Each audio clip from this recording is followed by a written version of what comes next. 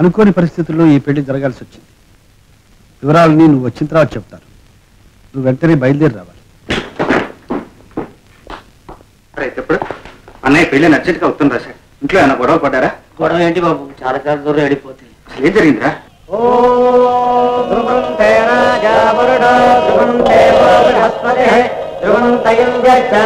మీ తమ్ముడు గారు ఊళ్ళోకి వచ్చారు. అందుకే చిన్న బాబు మిమ్మల్ని వెళ్ళనివ్వకూడదని కూర్చున్నారు. సరే, నేను ఇక్కడికి వచ్చినట్టు ఎవరికి చెప్పు.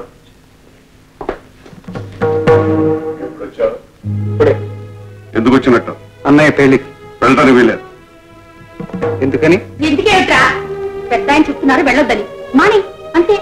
ఏదైనా చేయడానికైనా చేయకపోవడానికైనా కారణం అంటూ ఉండాలిగా. ఏమిటా కారణం? నా కొడుకు చచ్చిపోయాడు. నాకున్న వాళ్ళు ఒక్కటే కొడుకు. ఎవడో పెళ్లికి వెళ్తాను వీలేదు.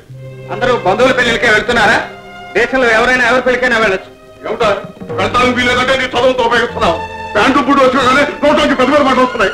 వెళ్తానికి వీలేదు. నోరు మూసుకుని పిచ్చి పిచ్చి వర్షాలు పని ఇంట్లో కదా. భగవంతుడు నీకు వయసు ఇచ్చాడు కానీ బుద్ధి మాత్రం ఇవ్వలేదు. లేకపోతే ఏమిటమ్మా? అన్న ఇప్పుడు ఏం తప్పు చేశాడని? నచ్చిన పిల్లలు పెళ్లి చేసుకుంటా అన్నాడు. అదేమన్నా పెద్ద తప్ప నేరమా? ఆయన ఎవరన్నా పొడి చేశాడా, చంపేశాడా? అంతేనా నీకు తెలిసింది?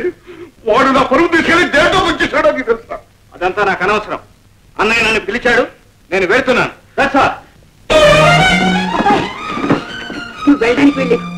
వెళ్ళడానికి వెళ్ళలేదు అంతే. ఏమిటమ్మా ఈ చేదస్తాం? ఆయన ఏంటో వయసు అయిపోయింది, మూర్ఖత్వం చేదస్తాం. నాకు చాదస్తావా? అవునా, నాకు చాదస్తావా? వాడు నువ్వు కూడా నువ్వు నన్నే ఉద్ధరించదక్కర్లేదు. నాకెవరో పుట్టలేదు, పుట్టిన ఇతరులు చచ్చాలనుకుంటాను. నువ్వు కూడా నేను వెళ్ళకపోతే పెళ్ళాగలేదు, ఆయన వెళ్ళకపోతే పెళ్ళాగలేదు. నువ్వు వెళ్ళకపోతే మాత్రం పెళ్ళాగిపోతుందా? ఆగినా ఆగకపోయినా పిలవటం ఆయన సంస్కారం. పిలిచాడు, వెళ్ళటం నా సంస్కారం. వెళ్తున్నా. ఓం కళ్యాణం కమనీయ కోమలహరే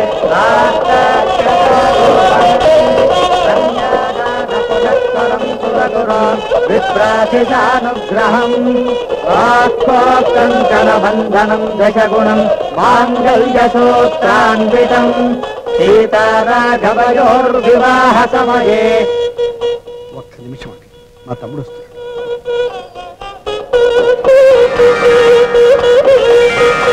తమ్ముడు వచ్చాడు. అన్నయ్య వచ్చావా తమ్ముడు? రాకుండా ఎలా ఉంటాను అన్నయ్య? మంత్రులు గారు కానివ్వండి. ఓం మాంగళ్యం తంతునానేన మమ జీవన హేతునా కంఠే భద్రాభి శుభగే త్వంజేవ శరదాం శతం మాంగళ్యదానమోహోత్సవ. అన్నయ్య చిన్నవాళ్ళు కూడా అక్షంతలు వేయచ్చా? పెద్ద మనసున్న వాళ్ళు ఎవరైనా వేయిస్తారు.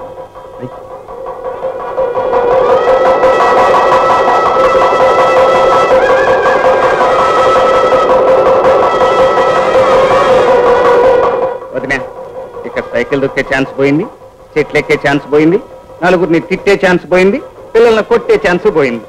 ఏం పోతే నేను లే, ఈ ఊళ్ళో ఉన్న దేవుణ్ణే కొట్టేశావు.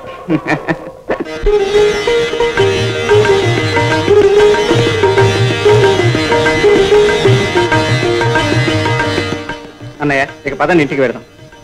లేదు తమ్ముడు, ఇక నాకు అక్కడ చోట్లేదు. ఎందుకు లేదు? ఆ ఇల్లు ఆస్తి మనందరిదీని. వాళ్ళకెంత హక్కు ఉందో మనకే అంత హక్కు ఉంది. తమ్ముడు, ఆ సంగతి వదిలే. నువ్వు మళ్ళీ ఆ ఇంట్లో అడుగు పెడితేనే నేను తిరిగి వెళ్ళేది. చూడు తమ్ముడు, ఇవాళ కాకపోతే రేపైనా మనందరం అక్కడ కలిసి ఉండాల్సిన. నాన్న మనసు మారకపోదు, నన్ను పిలవకపోదు. అంతవరకు నువ్వు నాన్న ఏదన్నా అంటే నన్ను అవమానించినట్టు. అన్నయ్య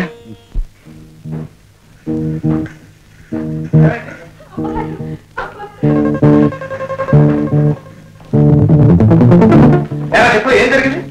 అమ్మగారు అమ్మగారు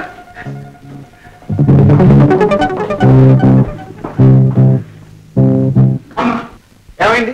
ఏమైందా? పుట్టావుగా ప్రయోజకుడివి, నువ్వు చేసిన పనికి. గన్నేరు బాబు తిన్నారు బాబు. వాంతి అవడానికి స్కూల్గా రసం ఇచ్చాను. అయినప్పుడు పర్లేదు. ఆయన పట్నం తీసుకెళ్దాం మంచిది బాబు. రావుడు బండి రెడీ చేయి, పట్నం తీసుకెళ్దాం.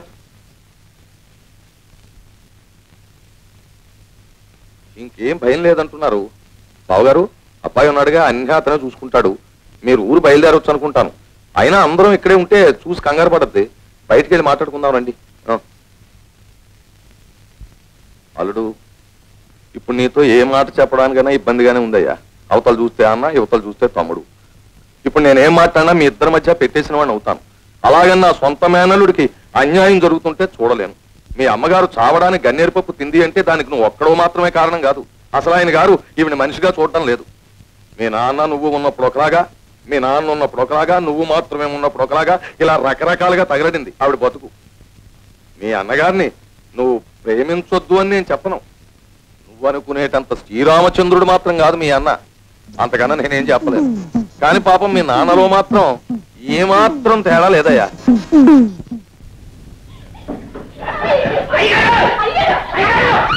అయ్యగారు అమ్మగారిని హాస్పిటల్లో నుంచి తీసుకొస్తున్నారు. తీసుకొస్తానిరా, మనకేమీ సంబంధం లేదు. ఉన్నాడుగా కొడుకు గారు, దగ్గరుండి జాగ్రత్తగా తీసుకొస్తున్నాడు. ఎందుకంటే ఇంత కోపం రా, మొగుడు పిల్లలని తర్వాత మొగుడికి వస్తే పిల్లలు చూడాలి, పిల్లలకి వస్తే మొగుడు చూడాలి. అదేం కాకుండా మేము చూస్తాం మీరు వెళ్ళండి, మేము చూస్తాం మీరు వెళ్ళండి అన్నారు. మరి చూసుకోమని వచ్చాను. వాళ్ళు ఈ ముఖం అనడం తప్పండి. మీరా ఇంటికి పెద్ద ఆయన ఇంట్లో లేక అమ్మాయి ఇంట్లో లేకపోతే ఇల్లు ఎవరు చూసుకుంటారు?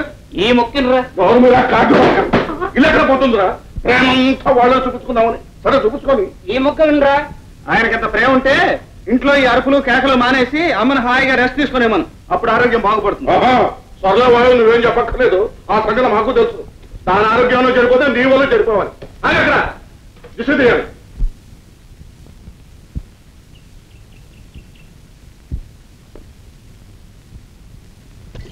మీ అమ్మగారిని పట్నం తీసుకొచ్చారండి. దేనికి?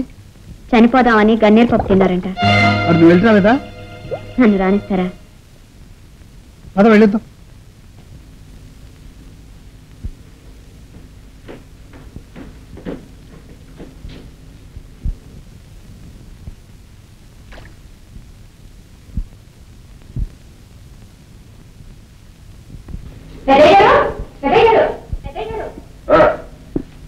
పెద్దబాబు వస్తున్నారండి. వద్దు, రావడానికి లేదు. వాడి కుమ్మలు ఆడబెట్టడానికి లేదు.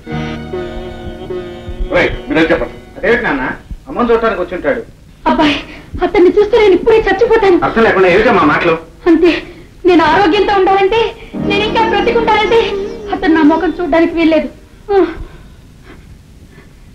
బాబు, అమ్మగారు చెప్పినట్టు చేయండి బాబు. ఆరెక్కడికి పోతారు, మీరు ఎక్కడికి పోతారు? నేను చెప్పొస్తాను రండి. బాబా, అమ్మగారిని ఇప్పుడు చూడకుండా ఉండడమే మంచిది. ఒక్కసారి పలకరించి వెళ్తాను. ఏం లేదంటున్నారు బాబు. పోనీ తమ్ముడితో ఒకసారి మాట్లాడి వెళ్తాను. రారు బాబు. గోపి, గోపి,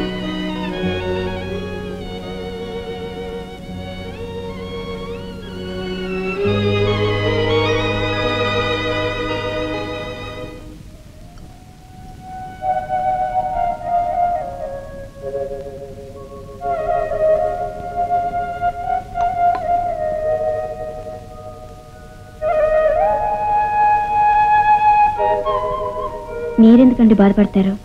మీరు వెళ్ళారు, మీ తప్పులేదు. వాళ్ళకి ఇష్టం లేనప్పుడు మీరేం చేస్తారు?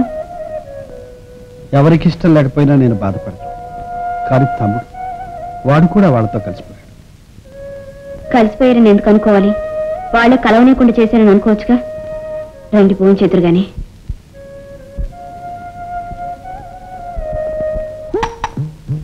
చల్లారా పోస్తాను. ఊళ్ళో వాళ్ళు మన గురించి ఏమనుకుంటున్నారా? ఏంటో చెప్తానా?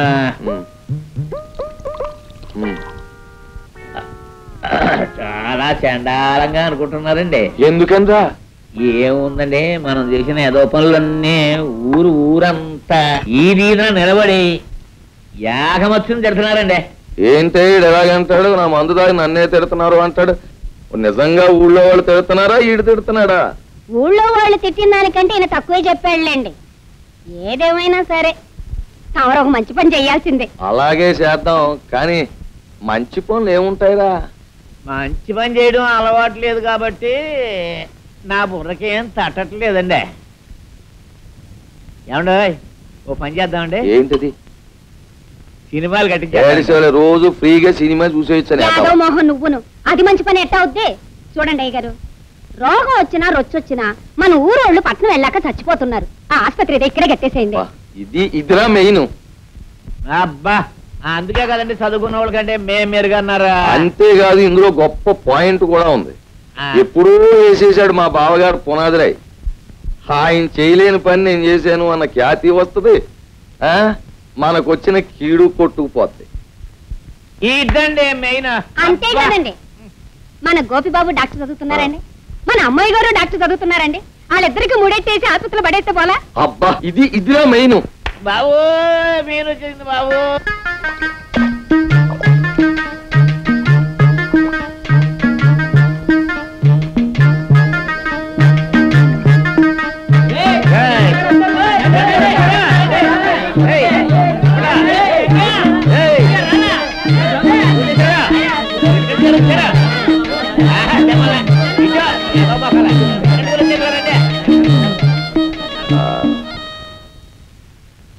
మీ అందరికీ కూడా నా ఆశీర్వచనాలు. ఈవేళ మీకు శుభవార్త చెబుదామని వచ్చాను. రోగాలతో రొచ్చులతో ఈ పేటలో మీరు చాలా బాధలు పడుతున్నారు. అంచేత ఈ పేటలో ఒక హాస్పిటల్ కట్టించాలి అనుకుంటున్నాను. కట్టిస్తారా బాబు? కాకపోతే ఈ గుడిసెలన్నీ పీకేస్తే తప్ప హాస్పిటల్